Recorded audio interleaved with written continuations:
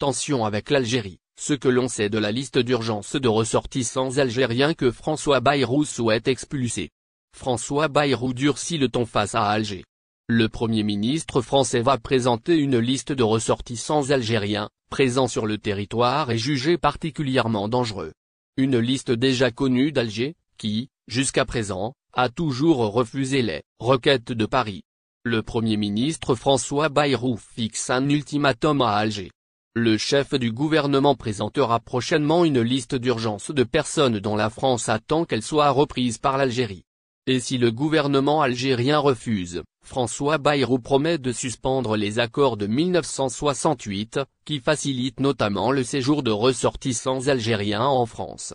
S'il n'y avait pas de réponse au bout du chemin, il n'y a pas de doute que c'est la dénonciation des accords qui serait la seule issue possible, a-t-il prévenu mercredi, lors d'une conférence de presse. Une liste déjà connue par Alger car si la liste ne comporte qu'une trentaine de personnes, elle regroupe les profils les plus inquiétants pour la sécurité du territoire français.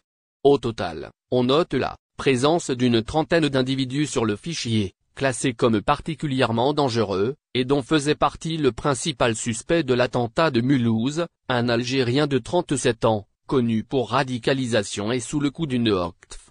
Cette liste est connue des autorités algériennes, puisqu'elle leur a été présentée à 2 reprises, notamment lors de la dernière visite de Gérald Darmanin, sur place, en novembre 2023, mais Alger a jusqu'ici toujours refusé les requêtes de Paris. Priorité aux Algériens présents en centre de rétention administrative. Plus largement, la liste des Algériens à expulser est bien plus longue, puisque 25 000 OQTF ont ainsi été délivrés à ces ressortissants l'an dernier, pour seulement 3 000 expulsions. Mais la priorité pour Paris reste la réadmission des Algériens présents en centre de rétention administrative. Selon les informations d'Europe 1, ils étaient plus de 5 000 l'an dernier, dont 90% sont fichés pour radicalisation à caractère terroriste. Le refus d'Alger de les reprendre pourrait conduire à une gradation des sanctions, parmi lesquelles l'expulsion d'agents algériens, déclarés ou sous